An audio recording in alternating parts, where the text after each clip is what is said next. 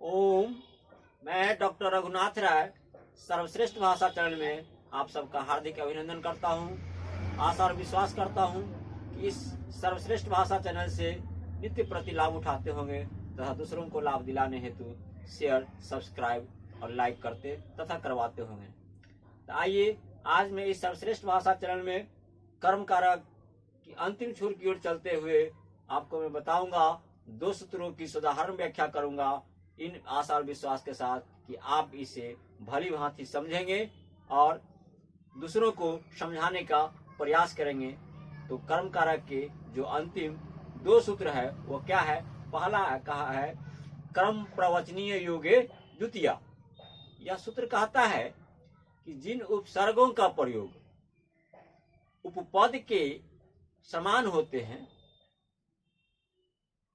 तथा ये उपसर्ग के समान होने के बावजूद भी ये क्रियापदों में नहीं लगे रहते हैं, ये अंग्रेजी के प्रीपोजिशन से मिलते जुलते हैं, ये अव्यय होते हैं और इनमें द्वितीय विभक्ति का प्रयोग किया जाता है।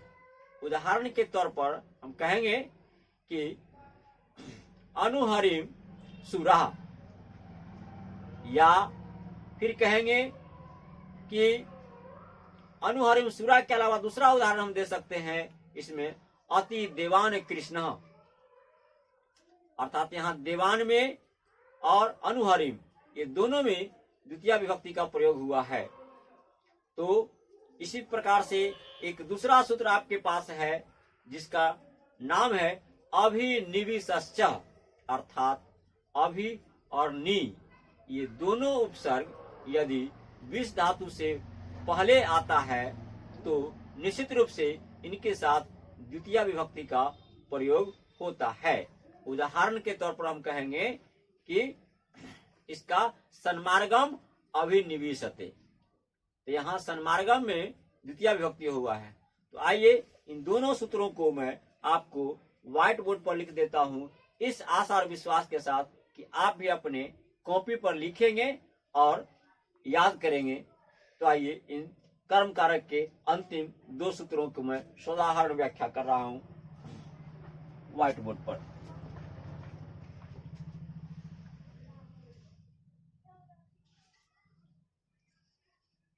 कर्म प्रवचनीय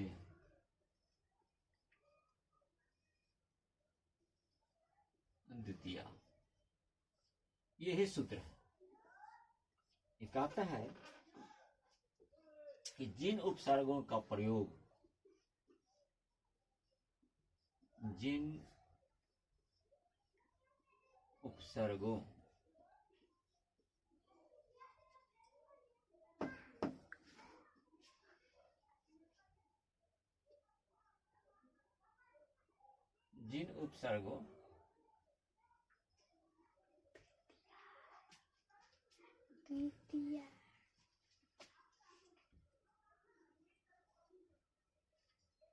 का प्रयोग उपपद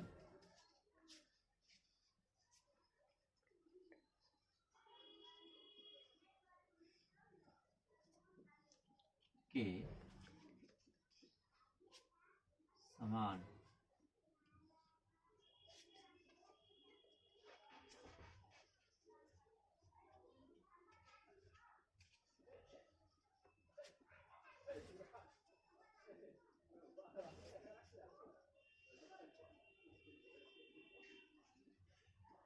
होता है उसे कर्म प्रवचनीय कहते हैं।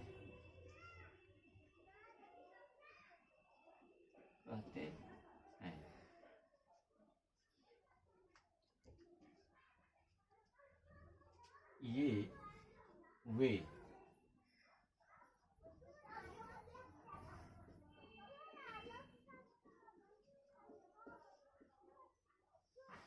क्रियापदों में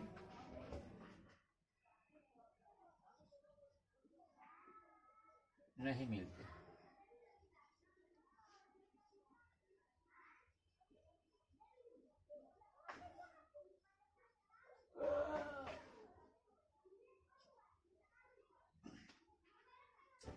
वे अंग्रेजी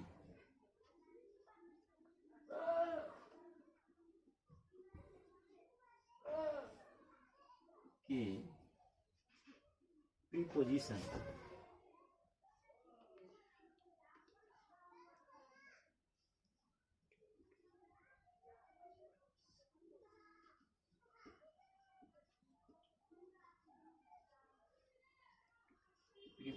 से मिलते जुलते हैं।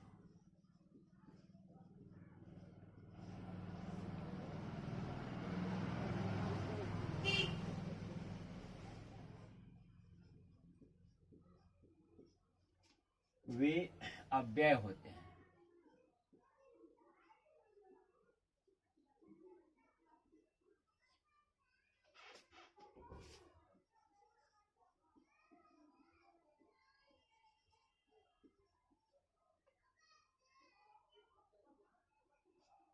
वे अव्यय होते हैं तथा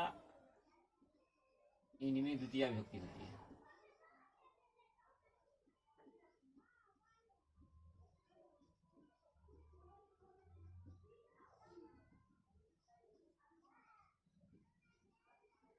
विभक्ति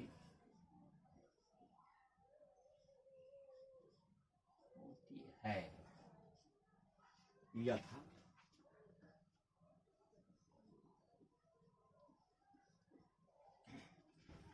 अति देवान कृष्ण,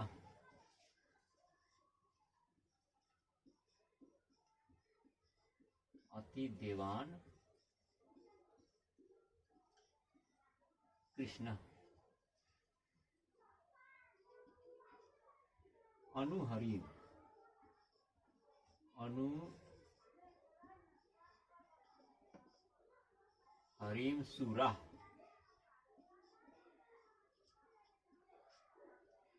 अनुप्रावर्षक,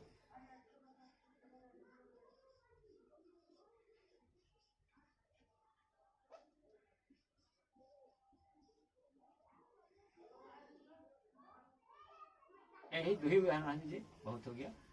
तो यहाँ पर ये देवान में द्वितीय हुआ है और हरिम में द्वितीय हुआ है, जबकि ये अति, ये अनु जो है वो क्या है, अव्यय है और उपसर्ग है। इसी तरह से अब मैं दूसरा सूत्र बताने जा रहा हूं जिसका नाम है अभिनिविष्ट।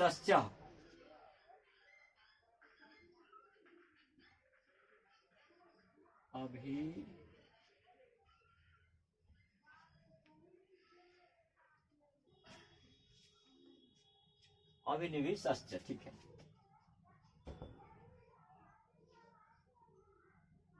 निविष्ट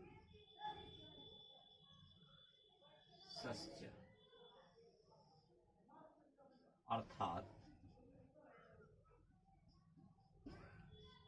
अभी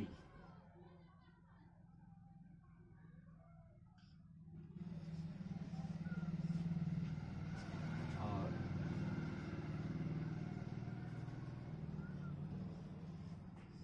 नी दोनों उपसर्ग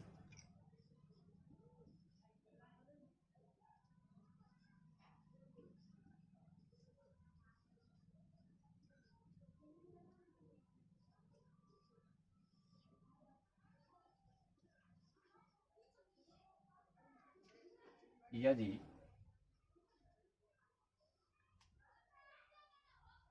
विष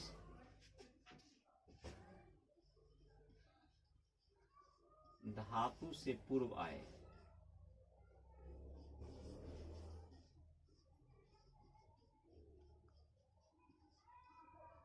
तो निश्चित रूप से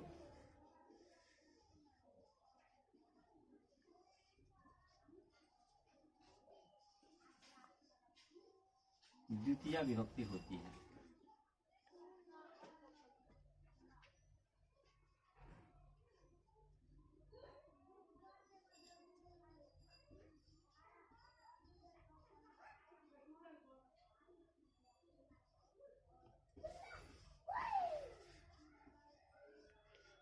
यथा।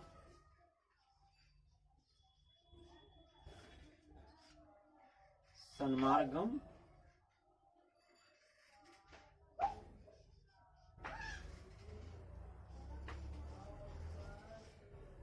अनुप्रावर्षक।